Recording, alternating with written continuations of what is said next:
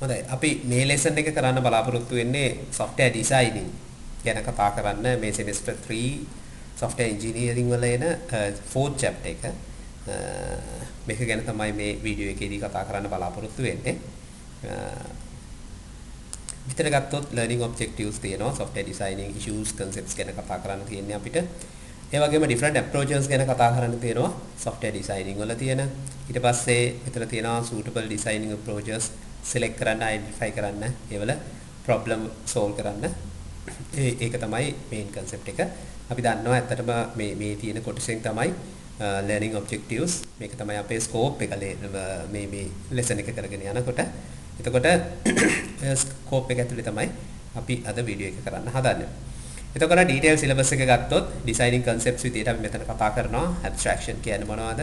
ඊට පස්සේ architecture, patterns, ඊට පස්සේ modularity, ඊට පස්සේ එකේ තියෙනවා cohesion, coupling, මේ දේවල් ගැන කතා කරන්න බලාපොරොත්තු වෙනවා. ඒ වගේම තමයි information hiding, අපි කියනකොට encapsulation කතා කරන්න බලාපොරොත්තු වෙනවා. ඊට පස්සේ functional independence, ඊට පස්සේ refinements, මේ design ඇතුලේ තියෙන දේවල් ටික අපි කතා කරන්න බලාපොරොත්තු වෙනවා. එතකොට architectural designing වල repository models, ඊට පස්සේ client server models, ඊට පස්සේ layered models, ඊට පස්සේ modular decomposition කියන එක අපි කතා කරන්න බලාපොරොත්තු වෙනවා.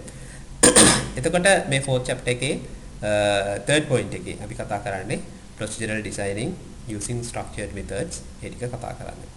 එතකොට 4.4 අපි කතා කරනවා user interface designing ගැන. එතනද human computer interfaces, interactions, ඊට පස්සේ information presentation, ඊට පස්සේ interface evaluations ගැන කතා කරනවා. ඊට පස්සේ 4.5 අපි කතා කරන්නේ design notations ගැන. ගොඩක් design notations තියෙනවා. එතකොට මේ notations වල අපිට syllabus එකේ notations කීපයක් කතා කරන්න තියෙනවා. එතකොට ඒ ගැන කතා කරනවා. එතකොට මේ වගේ 4.5 වෙනකොට අපිට මේ chapter එක ඉවර වෙනවා. එතකොට අපි ඉස්සෙල්ලාම what is software design කියන එක ගැන දැනගෙන ඉන්න. නැත්නම් software design එකක් කියන්නේ මොකක්ද කියන එක දැනගෙන ඉන්න අවශ්‍ය වෙනවා. මෙතනදී description එකක් විදිහට ගත්තොත් design is the process of translation the requirement in a meaningful engineering representation that can be implemented. එතකොට මෙතනදී කියන්නේ මේ design එක කියලා කියන්නේ දැන් අපි requirement analysis එකක් හදාගත්තා. plan එකක් කරගත්තා. software අපි මේ ටිකේ කතා කරගෙන ඉන්නකොට අපි software development life cycle එකේ තියෙන එක එක stages තමයි මේකේ එක chapters විදිහට කතා කරගෙන යන්නේ. ඒක අපි lesson එකේදී කතා කරලා තියෙනවා. ඒතර මේකෙදි කතා කරන්නේ software life cycle එකේ තියෙන designing කියන part එක මේක chapter එකක් විදිහට ඇවිල්ලා තියෙන්නේ. එතකොට මේ design එක වෙනකොට අපි requirement analysis ටික ඉවර කරලා තියෙන්නේ. එතකොට software development එකක් trigger වෙන්න අපිට අනිවාර්යයෙන්ම මොකක්ද problem එකක් තියෙන්න ඕනේ. මේ problem එකට solution එකක් විදිහට තමයි අපි මේ software design එකක් එහෙම නැත්නම් software එකක් දෙන්න හදන්නේ. එතන example එකක් අරගෙන කතා කරොත් අපි හිතමු අපි හදන්න යනවා සුපර් මාකට් එකකට software එකක් හදන්න යනවා. අපි සුපර් මාකට් එකක් example එකකට ගන්න. අපි හැමෝම ගිහිල්ලා තියෙන තැන. එතකොට සුපර් මාකට් එකක අපි හිතමු සුපර් මාකට් එකක inventory manage කරන්න software එකක් හදන්න යනවා. එතකොට එතන තියෙන දැනට තියෙන අපි අඳුනාගත්ත problems වෙන්න පුළුවන්.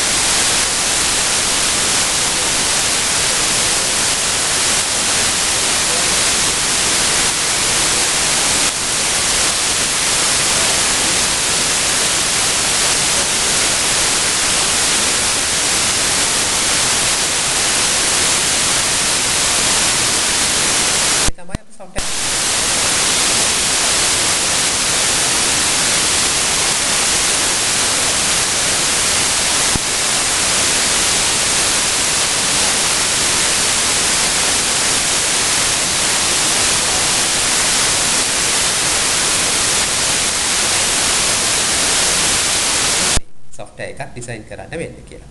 එතකොට ඇත්තටම ඩිසයින් එකක් නැතුව වැඩක් කරන්න යනවා නම් ඒ ඩිසයින් එකක් නැතුව කරන්න යන වැඩේ අපිට තියෙන ප්‍රශ්න කීපයක් තියෙනවා. ඒ කියන්නේ අපිට සෝල්ව් කරගන්න ප්‍රොබ්ලම්ස් ගොඩක් එනවා. දැන් උදාහරණයක් හොඳ උදාහරණයක් ලංකාවේ ගත්තොත් ලංකාවේ ඇත්තටම සමහර වෙලාවට සිටි එකක් ඩිසයින් කරන්නේ නැහැ. නගරයක් ඩිසයින් කරන්නේ නැහැ. ඒ හින්දා මොකද්ද වෙන්නේ? ඉස්සල්ලාම සිටි එකට පාරක් හැදුවොත් ඒ පාර හදලා ඉවර වෙනකොට ඊට පස්සේ තමයි ප්ලෑන් කරන්නේ තව ඊට පස්සේ ඒකට ඉලෙක්ට්‍රිසිටි යනවාද කියලා. දැන් ලංකාවේ මේ වගේ එක්ස්පීරියන්ස් ගොඩක් තියෙනවා. එතකොට ඉලෙක්ට්‍රිසිටි යනකොට අර හදපු රෝඩ් එකට ඩැමේජ් වෙන්න පුළුවන්. ඒ කියන්නේ අපිට ප්ලෑන් එකක් නැහැ. සමහර ලාවට අපි රෝඩ් එක හදාගෙන යනකොට ඒකෙන් වෝටර් සප්ලයි මොනවා හරි ඩිස්ට්‍රිබියුෂන් සිස්ටම් එකක් තියෙනවා නම් ඒක ඩැමේජ් වෙන්න පුළුවන්. ඒකට හේතුව අපි මේක අප්ග්‍රේඩ් එකක් කරනකොට මේකේ ඉස්සෙල්ලා සිටි එක තිබ්බේ කොහොමද කියන ඩිසයින් එකක් ප්ලෑන් එකක් අපි ළඟ කොහෙවත් නැහැ. ඊට පස්සේ අපි මේක ඊළඟට එන්ඩ් එකට කොහොමද මේ සිටි එක ඩෙවලොප් කරලා එන්ඩ් එකට එන්නේ කියන ප්ලෑන් එකක් නැහැ. ඒ ලංකාවේ ගත්තොත් ගොඩක් එහෙම තියෙනවා. සමහර පාරවල් හදලා තියෙනවා. පාරවල් හදලා ගිහිලා සමහර තැනක නවත්තලා තියෙනවා. මොකද එතනින් එහාට යන විදිහක් ගැන කලින් ප්ලෑන් කරලා නැහැ. ඩිසයින් එකක් කරලා නැහැ. ඉතින් ඔය දෙයම වෙනවා software එකක් වුණත් හරියට ඩිසයින් කරන්නේ නැතුව ස්ටාර්ට් කරොත්. ඒ හින්දා අපි අනිවාර්යයෙන්ම මේක ඩිසයින් කරලා තමයි පටන් ගන්න සිද්ධ වෙන්නේ. එතන software එකක් ඩිසයින් කරාට පස්සේ අපිට තියෙනවා එක එක milestones තියෙනවා. මේ milestones පහු කරගෙන යනකොට අපි දන්නවා ඩිසයින් එක මෙන්න මේ විදිහට තමයි කෙරෙන්න ඕනේ. එතන එහාට තියෙන ස්ටෙප් එක මේ විදිහට තමයි තියන්න ඕනේ. අන්න ඒ වැදගත්කම තියෙනවා software එකක් ඩිසයින් කරාට පස්සේ. right? ඊට පස්සේ software design with මේ මෙතන තියෙනවා why it's important. අපි ඔය කතාව තමයි කතා කරේ. ඇයි software එකක් මේ ඩිසයිනින් කියන එක ඇයි important වෙන්නේ කියලා. දැන් මෙතන තියෙනවා a good design. මෙන්න මේ දේවල් තියෙන්න ඕන good design එක. ඒ කියන්නේ අපි මේ ඩිසයින් කරන එක හොඳ එකක් නම් මෙන්න මේ දේවල් තියෙන්න ඕනේ. is a key for successful software system. එතකොට හොඳ ඩිසයින් එකක් තියෙනවා නම් තමයි successful software එකක් අපිට දෙන්න පුළුවන් වෙන්නේ. ඒකට හේතුව තමයි අපිට ඩිසයින් එක through යනකොට අපිට කොහෙවත් වරදින්නේ නැහැ. මොකද හදන්න යන software එක මොකක්ද කියන එක අපි ඩිසයින් එකේදී දකිනවා. ඒ හින්දා අපිට මේක successful software එකක් දෙන්න key එක වෙනවා. ඊට පස්සේ allow easy maintenance for system. ඒතර system maintenance එකක් ආවොත් දැන් අපි හිතමු building construction එකක් කියලා. ඒතර building construction එකක් කරනකොට ඒ building construction එකේ තියෙනවා building structure එක කොහොමද හදන්නේ කියලා. ඊට පස්සේ ඒකේ තියෙනවා කොහොමද අපි ගත්තොත් ඉලෙක්ට්‍රිසිටි කොහොමද ගිහිල්ලා තියෙන්නේ. ඊට පස්සේ water supply එක කොහොමද ගිහිල්ලා තියෙන්නේ. මේ දේවල් තියෙනවා. එතකොට අපි මොඩිෆිකේෂන් එකක් කරනවා නම් මේ බිල්ඩින් එකේ අපිට අනිවාර්යයෙන්ම ඕන වෙනවා අපිට ඉලෙක්ට්‍රිසිටි වල මාකර් ප්‍රශ්නයක් ආවා කියලා. ඒක මොඩිෆයි කරන්න මේන්ටෙනන්ස් වලදී අපිට අනිවාර්යයෙන්ම අවශ්‍ය වෙනවා ඒ ඉලෙක්ට්‍රිසිටි සිස්ටම් එක කොහොමද ගිහිල්ලා තියෙන්නේ කියන එක බලන්න. හරි? එතකොට ඒක බලන්න සිද්ධ වෙනවා. එතකොට ඒක බැලුවාට පස්සේ අපිට පුළුවන් වෙනවා සාර්ථකව ඒ මේන්ටෙනන්ස් පාර්ට් එක කරන්න. ඒ වගේම තමයි software එකට හොඳ ඩිසයින් එකක් තියෙනවා නම් ඒ ඩිසයින් එක හරහා අපිට පුළුවන් software එකක් මේන්ටේන් කරන්න. ඊට පස්සේ දෙනවා allow to achieve non-functional requirements such as reliability, performance, reusability and portability. එතකොට මේක software එකකට ගත්තොත් සාමාන්‍යයෙන් non-functional requirements කියලා කියන්නේ ඔයගොල්ලෝ දන්නා functional requirements වගේ නෙවෙයි. ඒව ඇත්තටම measure කරන්න අමාරුයි. non-functional requirement එකක්. දැන් example එකක් විදිහට අපි කියනවා easy to use කියන එක. easy to use කරන්න lazy interface එකක්. user friendly interface එකක්. මේක non-functional requirement එකක්. එතකොට මෙන්න මේ non-functional requirement එක අපිට ගත්තට පස්සේ මේක fulfill කරන්න පුළුවන් අපිට design එකේ. මොකද ඒකට හේතුව අපිට පුළුවන් ඩිසයින් කරලා පෙන්නන software එක හදන්න කලින් ඩිසයින් එකේදී ඩිසයින් කරලා පෙන්නන්න මෙන්න මේ විදිහට තමයි මේ ඉන්ටර්ෆේස් එක එන්නේ කියලා. ඒතර ඒ විදිහට මේක ඩෙවලොප් කරන්න පුළුවන්කම තියෙනවා. එතකොට අපිට ඒකේ requirement එක රීචෙක් කරගන්න ඕන ඒක කරන්න පුළුවන්කමක් තියෙනවා. අන්න ඒ හින්දා මෙන්න මේ non functional requirement achieve කරන්න මෙන්න මේ ඩිසයින් එක කියන එක ගොඩක් වැදගත් වෙනවා. ඊට පස්සේ තියෙනවා facilitate the development and management process of a software project. එතකොට මේකේ development process එක ඊට පස්සේ management process එක software project එකකට facilitate කරනවා කියලා කියනවා. දැන් මේක උදාහරණයක් විදිහට ගත්තොත් අපි design එකේ development එක කරගෙන යනකොට අපි ළඟ design එක තියෙනවා නම් ඒකේ අපිට හරියටම මේ ඩෙවලොප්මන්ට් එකේ පෙන්වන්න පුළුවන් මෙන්න මේ ඒරියා එකේ තමයි අපි දැන් මේක ඉන්නේ. එතකොට එතනින් එහාට කොච්චරක් තියෙනවද කියන එක ගැන අපිට අයිඩියා එකක් ගන්න පුළුවන්. මැනේජ්මන්ට් එකටත් ඒක ඒ විදිහටම පාවිච්චි කරන්න පුළුවන්. software project එකකදී මේ design process එක manage කරන්න. ඒ කියන්නේ design එකේදී අපි plan plan design එකේ විදිහට කරගන්න පුළුවන්ද බැරිද? ඒකේ feasibility එක කොහොමද? ඒ වගේ දේවල් හරහා manage කරන්න මේ design එක පාවිච්චි කරන්න පුළුවන්. ඒතර ඒ වගේ හොඳ design එකක් ගත්තාම මේ design එක අපිට හැම වෙලාවෙම වැදගත් වෙනවා software development එකක් කරගෙන. ඊට පස්සේ මෙතන තියෙනවා මෙන්න designing activities. design කරනකොට තියෙන activities මොනවද කියලා. පළවෙනි තමයි identification of software architecture. අපි ඉස්සෙල්ලම software architecture එක identify කරගෙන ඉන්න ඕනේ. ඒක structure methods තියෙනවා architecture එකේ තියෙන පුළුවන් අපි methods විදිහට ගත්තොත් object oriented methods තියෙනවා. ඒ වගේ මොකක්ද යන architecture එක කියන එක අපි හඳුනගෙන ඉන්න ඕනේ. ඊට පස්සේ ඒකේ තියෙනවා මෙන්න මේ වගේ architectural designing තියෙනවා, data designing තියෙනවා, procedural designing තියෙනවා, architectural designing කියලා කිව්වොත් identification of subsystem of and components. එතකොට අපි දන්නවා system එකක් ගත්තම system එකක් ගොඩක් complex දෙයක්. ඒතර ඒ complex system එක ඇතුලේ තවත් systems තියෙන්න පුළුවන්. ඒවට individual goals තියෙන්න පුළුවන්. ඒතර ඒවා අපි හඳුනනවා subsystems කියලා. ඒතර මෙන්න මේ subsystems identify කරන්න පුළුවන් විදිහට අපි ඒක modularization කියලා අපි කතා කරනවා ඉස්සරහට. එතකොට modularity කියන එකේදී අපි එකයි කතා කරන්නේ. එතන මේ architecture එක කොහොමද හැදිලා තියෙන්නේ? මොනවද subsystem? මොනවද ඒවායේ components? ඒවා කොහොමද එකතු වෙලා තියෙන්නේ? එතකොට ඒවායේ මොනවද interrelations තියෙන්නේ? මෙන්න මේ ටික අපි architectural design එකේදී පෙන්නනවා. ඊට පස්සේ data design. අපි දන්නවා data manipulation එකක් තමයි software එකක් ඇතුළේ වෙන්නේ. එතකොට මෙන්න මේ data ටික organize කරන්න ඊට පස්සේ facilitate කරන්න utilize කරන්න utilization වලට අනිවාර්යෙන් design එක වැදගත් වෙනවා. එතන data design කරන data design diagrams අපිට තියෙනවා. උඩතරක් DFDs තියෙනවා. ඒ වගේ එක එක ක්‍රම තියෙනවා data design එක කරන්න. ER diagram සරහා වුණත් අපිට data design කරන්න පුළුවන්කම තියෙනවා. ඊට පස්සේ procedural design. මේකේ තියෙන්නේ මෙන්න මේ අපි system එකකට දාන input එකක් කොහොමද output එකට යනකම් transfer වෙන්නේ. අන්න ඒ process එක procedure එක අපි මෙතනදී කතා කරනවා procedural design කියලා. ඊට පස්සේ තියෙනවා interface design. මේකෙදී අපි කතා කරන්නේ මේකෙදී parts දෙකක් ගැන අපිට කතා කරන්න පුළුවන්. How to make the system user friendly. එතන මේ user friendly කියන එකේදී end user ට කොහොමද මේ system එක පාවිච්චි කරන්න පුළුවන්නේ? එයාගේ කොහොමද මේකට තියෙන රුචිකත්වය? ඒ වගේම තමයි අපි system එක ඇතුලේ module දෙකක් ගත්තොත් එතන අපි කතා කරන්නේ interface එකක් කියලා. එතකොට මේ interface කොහොමද design වෙන්නේ කියන එකත් ඔය interface designing වලදී කතා කරනවා. ඊට පස්සේ තියෙනවා මේකේ algorithmic design, ඊට පස්සේ design specifications කියලා තියෙනවා. algorithmic design මේ algorithm design කියන එකේදී කෙලින්ම කතා කරන්නේ මොනවා හරි formula එකක්. දැන් අපි හිතමු එක organization එකක් තියෙනවා. ඒ organization එකේ salary හදන formula එකක් තියෙනවා. algorithm එකක් තියෙනවා. ඒකට input එකක් දුන්නාම ඒකෙන් salary එක හැදිලා එන formula එකක් තියෙනවා. අන්න ඒ වගේ දේවල් අපිට කලින් design කරන්න මෙන්න මේ විදිහට තමයි මේ calculation එක වෙන්නේ. ඒ අනුව අපිට කියන්න පුළුවන් algorithm design එක කතා කරන්න පුළුවන්. එතකොට ඊළඟට design specification එක කියලා කියන්නේ අපි මේ design එක කරලා අන්තිමට අපි report එකක් හදනවා design specification කියලා හඳුන්වන්නේ අන්න ඒ කොටස. right? ඊට පස්සේ මෙතන කතා කරනවා design concepts ගැන. right? මෙතන design concepts කීපයක් තියෙනවා. ඒක අපි එකිනෙක කතා කරමු design concepts ගැන. එතකොට design concepts ගත්තාම මේකේ concepts කීපයක් තියෙනවා design වලින් use කරන. ඒතර ඒ ගැන තමයි මෙතන study කරන්න තියෙන්නේ. අතන මෙතන අපිට හොඳයි ගොඩක් code කරගෙන කතා කරගෙන යන්න පුළුවන් නම් code එකකුත් එක්ක මොනවා හරි language එකක් use කරලා මම හිතන්නේ ඒක එහෙමට අවශ්‍ය වෙන්නේ නැහැ. මොකද ඔයගොල්ලෝ මේ වෙනකොට programming කියන subject එක කරලා තියෙනවා, Java කරලා තියෙනවා. ඒතර මේ Java වලදී මේ designing concepts වල ගොඩක් ඒවා පාවිච්චි කරනවා. උදාහරණයක් විදිහට මෙතන තියෙන encapsulation, polymorphism, abstractions ඒ දේවල් code wise කතා කරනවා. මම ඒක චුට්ටක් මතක් කරගෙන යන්නම්. එතකොට අපිට code කරන්න අවශ්‍ය වෙන්නේ නැහැ. මෙතනදී පළවෙනි concept එක විදිහට introduce කරලා තියෙන්නේ abstraction කියන එක.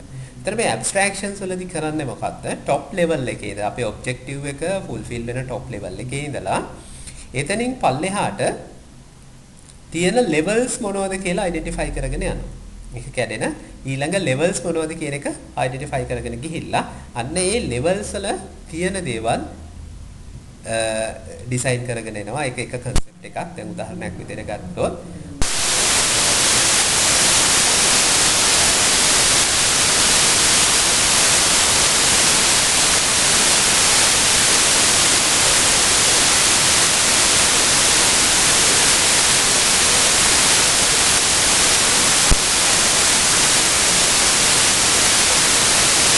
තව pages. මෙතන මේක තියෙනවා home page එකක්.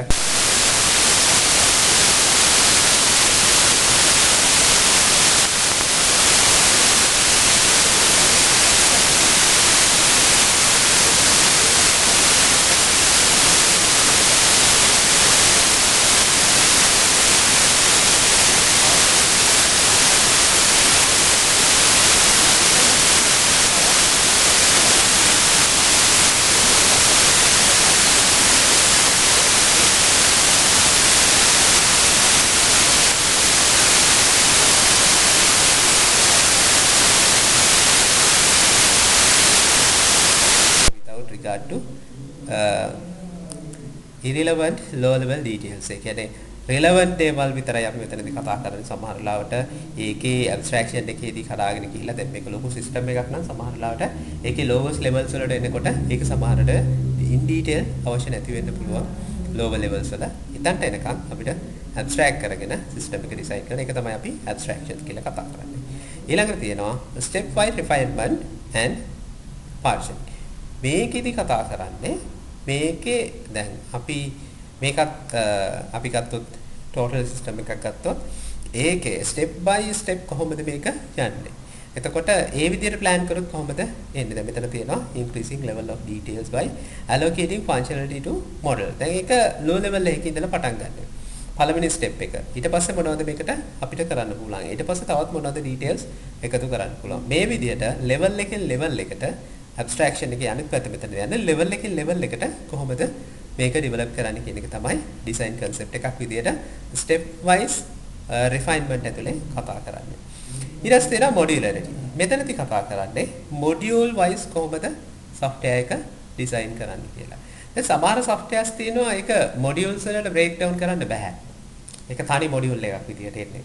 හැබැයි ගොඩක් softwares තියෙනවා ඒවා modules වලට break down කරලා තමයි හදන්නේ. මේකේ ගොඩාක් ලොකු advantages තියෙනවා අපි modularity ඇතුලේ ඒවා කතා කරමු.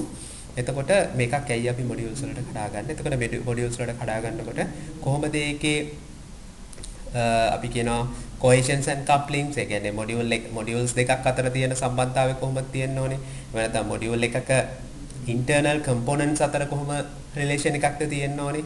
අන්න ඒ දේවල් කතා කරනවා. ඒතකොට ඒ දේවල් අවශ්‍ය ප්‍රමාණයට යොදා ගන්න ඕනේ modularity. ඒ විදිහට module wise design කරන තමයි අපි කියන්නේ modularity කියලා. ඊට පස්සේ තියෙනවා information hiding and encapsulation. එකක් අරගෙන මෙතන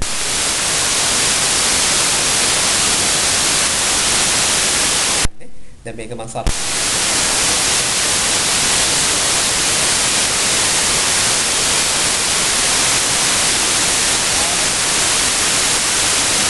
data එක යවලා ඒකෙන් වෙන දේ විතරක් calculate කරලා ගන්න. ඊට පස්සේ අපිට ඒකේ වෙන process එක කොහොමද කියන එකේ idea එකක් නැහැ. මොකද secret data තියෙනවා නම් ඒවා hide කරන්න අපි මේ encapsulation කියන එක use කරනවා. information hiding කියන එක.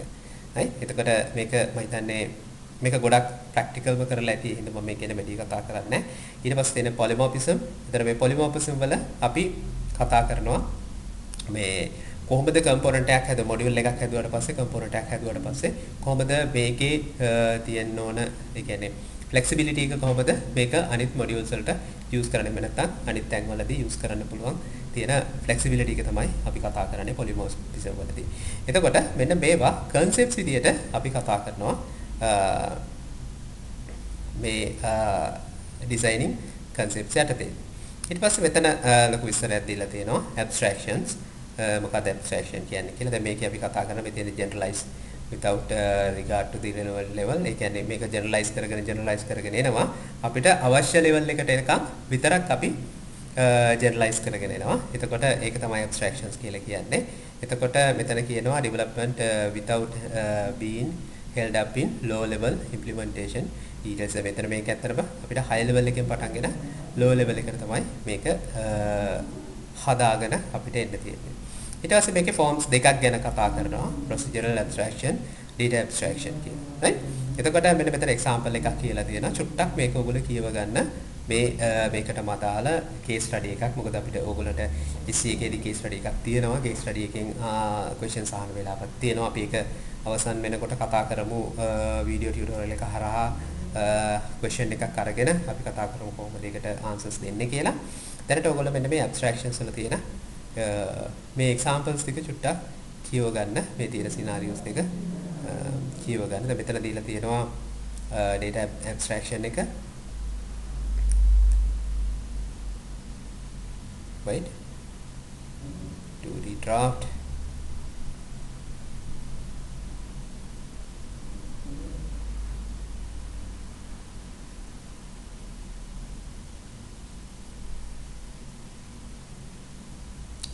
මෙතන තියෙන්නේ procedural abstraction එකයි data abstraction එකයි මේක බැලුවොත් ඔයගොල්ලෝ ලේසියෙන් තේරුම් ගන්න පුළුවන්. මෙතන තියෙන්නේ cat software එක task එකක්. එතකොට දැන් cat software එකේ task එක ඇතුලේ තියෙන task ටිකක් තියෙනවා. ඒක end වෙලා තියෙන්නේ. එතකොට මේක තමයි අර අපි කතා කරපු total level එකේ තියෙන ඊට පස්සේ තියෙන steps ටික abstraction parts ටික. එතකොට ඒක තමයි මේ මෙතනදී පෙන්නලා තියෙන්නේ. ඊට පස්සේ තියෙනවා මෙතන software architecture කියන්නේ මොකද්ද software architecture කියන්නේ කියලා. මෙතන කියනවා overall structure of software components and the way in which the structure provide conceptual integrity for system. ඒතර system එක ඇතුලේ මෙන්න මේ components ටික integrate වෙලා තියෙන විදිහ තමයි architecture කියලා කියන්නේ. overall structure එක තමයි architecture කියලා කියන්නේ. දැන් අපි ගත්තොත් building එකක architectural plan එකක් කියලා කිව්වොත් ඒක උපමයි.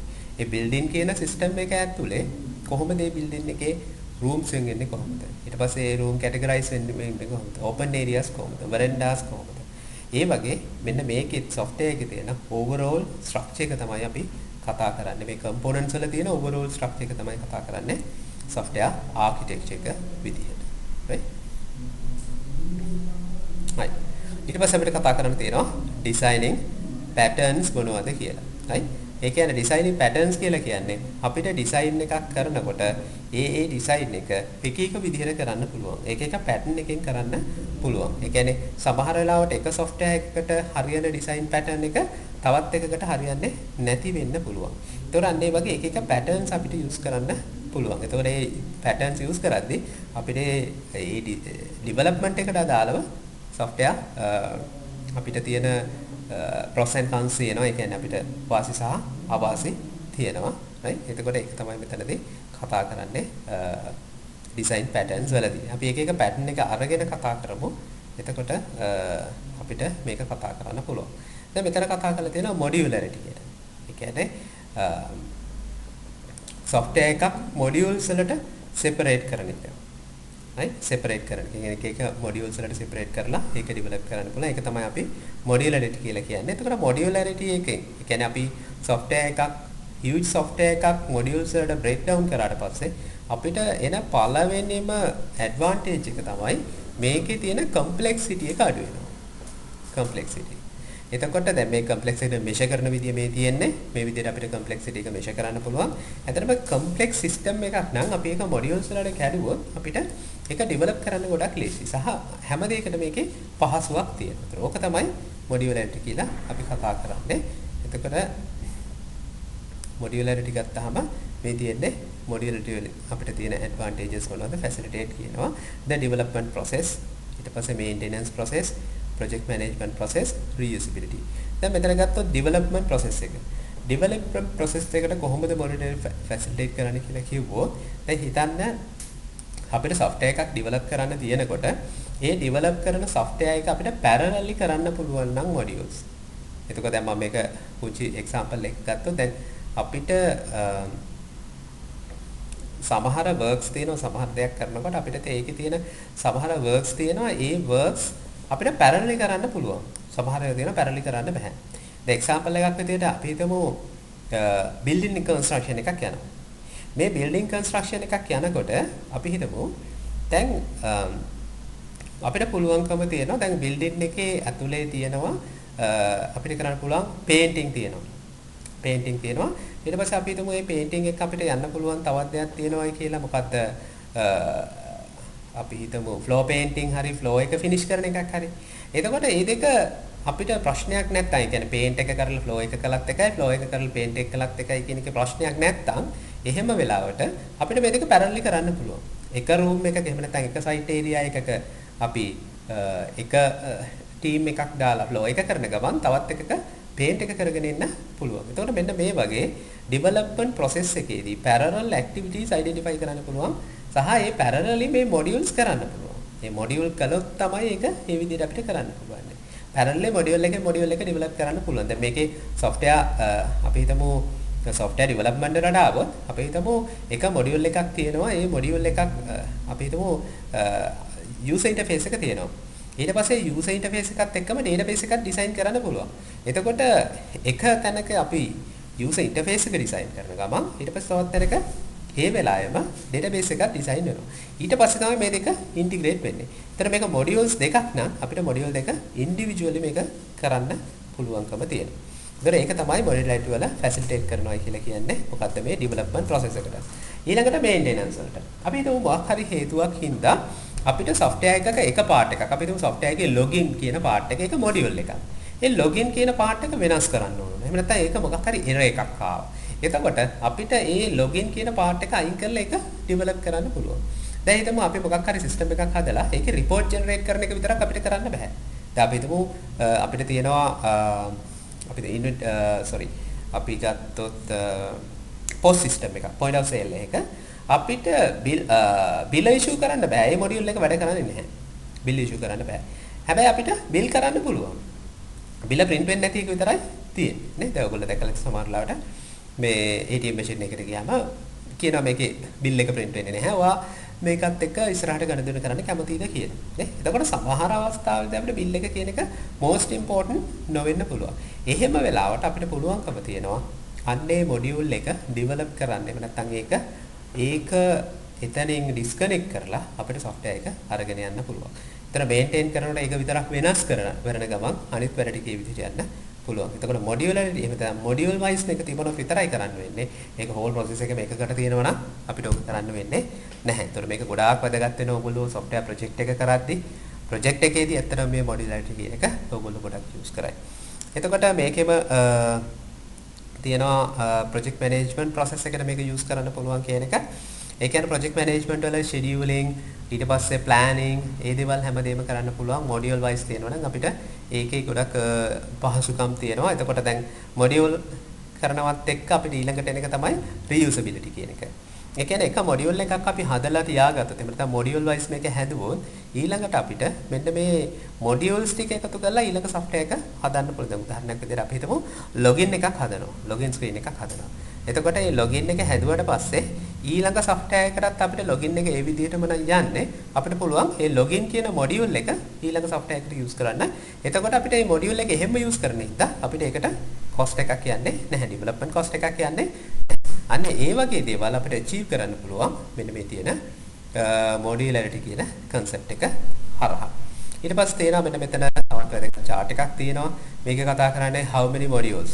ඒ කියන්නේ අපි modules වල breakdown කරනකොට ඒකේ බලන්න ඕනේ modules කීයක් කොයි විදිහට තියෙනවද කියලා. එතකොට අපි ගත්තොත් දැන් අපිට පුළුවන් ඕනනම් software එකක් ගොඩාක් modules වලට breakdown කරන්න. ඒ වගේම තමයි අපිට පුළුවන් modules කීපයකට විතරක් breakdown කරන්න. එතකොට මේකේ ගොඩාක් modules breakdown කළා ඒකේ අපිට අවාසියක් තියෙනවා. ඒතර ඒක තමයි මෙතනදී තියෙන්නේ. cost of effort. හරි? ඊට පස්සේ දැන් modules හදනකොට දැන් මෙතන තියෙනවා අපිට number of modules මෙතන තියෙනවා cost of effort. එතකොට number of modules වැඩි වෙනකොට cost per module. ඒ කියන්නේ module එකක ප්‍රමාණය අඩු වෙනවා. ආතෙමු ලොකු software එකක් තියෙනවා. ඒ software එක module 100කට කඩනවා. එතකොට එක software එකක් develop කරන්න යන cost එක අඩුයි. ගොඩක් අඩුයි. මොකද අර 100ෙන් බෙදෙනවා ඒකට යන cost එක. හැබැයි එහෙම cost එක අඩු වුණාට අපි ඒවා interconnect කරන්න ඕන නැවත මේ modules එක වැඩ කරන්න. එතකොට අපිට එනවා interface cost එකක්. ඒ කියන්නේ මේවා interconnect කරන cost එකක් එනවා. එතකොට modules ගන්න වැඩි වෙන interfaces ගන්න වැඩි වෙනවා. ඒ හින්දා මේක increase වෙන්නේ මේ විදිහට. එතකොට මෙන්න මේකේ තියෙන මෙන්න මේ center point එකක් තමයි අපිට ගන්න වෙන්නේ. කොච්චර modules අපි software එකට පාවිච්චි කරනවද කියලා කතා කරන්න. හරි? එතකොට මේක තමයි mainly අපිට modules ගැන කතා කරන්න තියෙන්නේ. මේක ඊට පස්සේ concept එකක් තියෙනවා. මේ coupling and cohesions කියන එක. හරි? එතකොට coupling and cohesions කියන concepts දෙක මම ඊළඟ වීඩියෝ එකේදී දෙන්නම්. එතකොට මෙතනට නිකන් අපි software engineering වල chapter 4 වල පළවෙනි කොටස තමයි මේ කතා කරේ. එතකොට මේකෙත් ඇත්තටම අපිට කියන්න තියෙන මේක theoretical subject එකක් ගොඩක්ම ගත්තොත්. එතකොට එහෙනම් මේ theories හැමදේම වගේ මතක තියාගන්න වෙනවා. ඊට පස්සේ මේ theories සරහා ඔයගොල්ලෝ පොඩ්ඩක් pass papers වලට ගිහිල්ලා බලන්න. මේ දේවල් මේ විදිහටම අහලා තියෙන්නේ. ඒතකොට pass papers කරන ගමන් අපි මේ lesson එක ඉවර කරලා මේකට අදාළ pass papers ටික කරමු. එතකොට අපිට හරියට identify කරන්න පුළුවන් කොහොමද මේ ටික තියෙන්නේ කියලා. එතකොට මේ වීඩියෝ එක බලන්න. මේකේ මොනවා හරි ප්‍රශ්න තියෙනවා නම් අපිට comment එකක් දාන්න. මතක ඇතුව channel එක subscribe කරන්න. එතකොට ඔයගොල්ලන්ට මෙතනින් එහාට එන හැම වීඩියෝ එකක්ම channel එක through බලන්න පුළුවන්කම තියෙනවා. එහෙනම් බොහොම ස්තුතියි. අපි ඊළඟ වීඩියෝ එකෙන් හමු වෙමු.